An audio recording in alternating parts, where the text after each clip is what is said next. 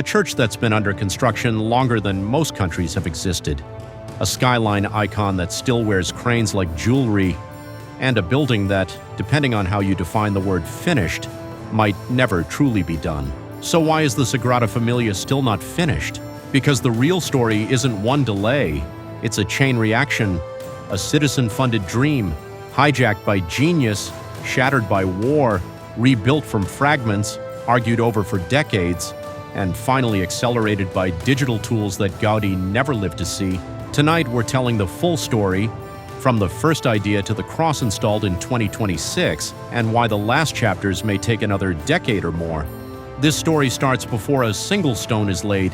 In 1866, a Barcelona bookseller named Josep Maria Bocabella founded a religious association devoted to Saint Joseph, publishing a magazine and collecting donations to build a new temple dedicated to the Holy Family. Not a government project, not a royal commission, a people-funded expiatory church built from offerings. And this choice, how it's funded, will quietly decide how fast it can ever be built. By 1882, a project is drawn up by the first architect, Francesc de Paula del Villar. The cornerstone is laid on March 19th. At this point, the plan is aligned with the era's neo-Gothic logic, recognizable church vocabulary and traditional structural thinking. But almost immediately, the project collides with a problem that will repeat for the next 140 years. Money, materials, and ambition don't agree. Villar is replaced after disputes, including materials costs, and the project falls into the hands of a young architect who doesn't just tweak the plan, he reinvents it. In 1883, Antoni Gaudi becomes chief architect, and the moment he steps in, the Sagrada Familia stops being a normal church project. Gaudi starts with what exists, but expands it into a vision so ambitious that it's almost designed to outlive him.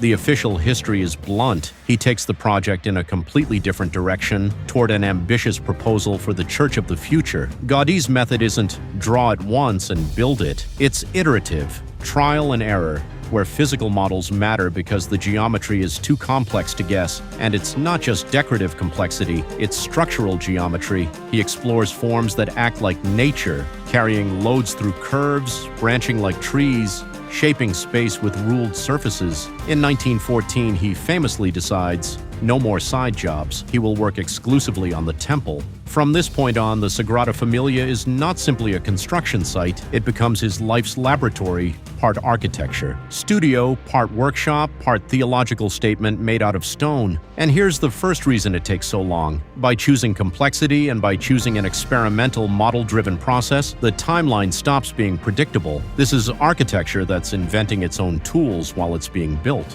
After decades of work, how much does Gaudi actually finish? Official milestones emphasize one unforgettable fact: the bell tower dedicated to St. Barnabas, completed in 1925, is the only tower Gaudi would see finished. In 1926, Gaudi dies, and the dream becomes an inheritance. Before his death, he has built key foundations. The crypt is active for worship, the nativity facade is underway. The project has a direction, a language, a logic. But it's still, by any reasonable measure, far from complete, and that's the second reason it's still not finished. Gaudi's vision is broad enough that successors can keep building, but incomplete enough that they must interpret. When people ask, why isn't it finished? This is the chapter that changes everything. In 1936, during the Spanish Civil War era, the site is vandalized. Plans and photographs are burned, plaster models are smashed. This isn't just a pause in construction, it's the loss of the project's memory, and that triggers the most serious controversy of all. If the original models and many original drawings are gone, can anyone honestly claim the finished building is Gaudi's? After 1939, architect Francesc de Paula Quintana takes over site management, continuing only because material could be saved and reconstruction could be attempted from published plans and photographs. In heritage terms, this becomes an archaeological project, rebuilding a design system from fragments, and those authenticity arguments will follow the basilica forever. As UNESCO or ICOMOS documentation later frames it, the authenticity of the parts built by Gaudi, like the nativity facade and the crypt, has been preserved, while construction continues in the broader context of Gaudi's overall planned project based on verified evidence and guidelines. Translation: the most sacred parts are anchored in Gaudi's hands, but the future must prove itself through evidence. By the 1950s, the project is moving again. In 1954, the foundations for the Passion facade are laid. And then the Sagrada Familia enters a new era, the era of public visibility. A museum is created in 1961 to explain the temple's history, technique, art, and symbolism, turning the building into both a church and an educational attraction. That matters because the funding model increasingly intertwines with visitors. But the deeper conflict is aesthetic and philosophical. How do you continue a genius's work without turning it into pastiche? In the 1960s, critics and architects argue over whether modern continuation is legitimate at all. A Los Angeles Times report later recalls that in the mid-1960s, prominent figures signed a petition calling for construction to stop. This is the tension that will never vanish. If you stop, the project becomes a monument to incompletion. If you continue, you risk building something Gaudi wouldn't recognize. If the Nativity facade is a stone celebration, dense, joyful, alive, the Passion facade is the opposite. Official project milestones note that sculptor Josep Maria Subirachs is commissioned in 1986 to create the Passion facade sculpture groups. The result is severe. Angular forms, hard edges, stark emotion. This is not the Gaudi style most tourists imagine, and that's the point. The facade is meant to embody suffering, tension, fear. Even the shadows participate. The official temple blog describes the Passion facade as a journey through Jesus' final days, from the Last Supper through the resurrection. But culturally, it becomes the project's lightning rod. Some see it as a powerful theological contrast. Others see it as stylistic betrayal. And here's the third reason the build is slow. Continuity doesn't just require engineering, it requires artistic consensus. Every facade is a narrative, and narratives invite disagreement. Now we hit the chapter that surprises people. The Sagrada Familia is not just old, it's one of the most technologically advanced heritage builds in the world. Under Jordi Bonet's directorship, 1985 to 2012, the official temple statement credits him with introducing computer technology into the project and the production of stone elements while continuing major nave and vault work. Academic accounts describe the deeper shift. Mark Burry's work on Gaudi and CAD explains how digital tools helped make Gaudi's complex geometry buildable, and notes that CAD or CAM and robotic CNC stone cutting were employed as part of the modern continuation. Then comes the structural breakthrough that makes the final towers feasible at speed, pre-stressed or tensioned stone panels. Arup's project write-up describes a pre-stressed stone panel method that echoes historic masonry but relies on off-site fabrication and rapid installation. Another engineering article explains the key advantage in plain terms. Thinner structural stone panels can reduce weight compared with traditional masonry, helping keep new tower loads within historic foundation capacity. This is the modern answer to an old problem. How do you build a stone cathedral-like structure fast, safely, and accurately while the building stays open to the public? You turn geometry into data, you turn stone into panels, you turn the construction site into a hybrid of craft and industry. Even with technology, the build still gets hit by the outside world. First, legality.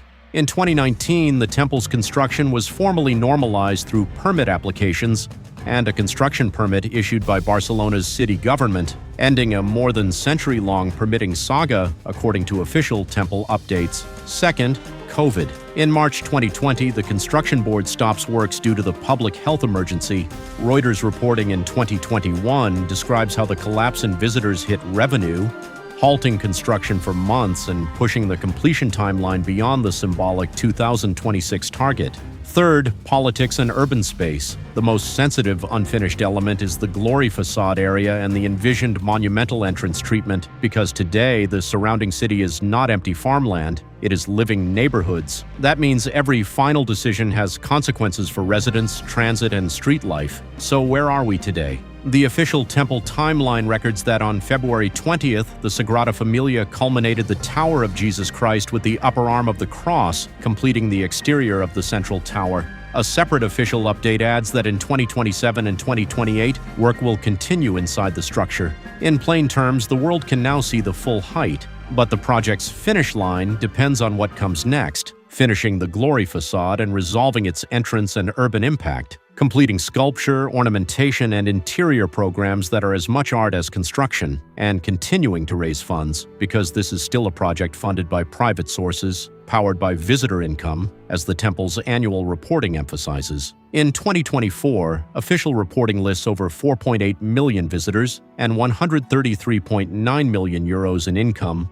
100% from private sources, with a majority share of expenses directed to construction. That's not just trivia, it's the engine.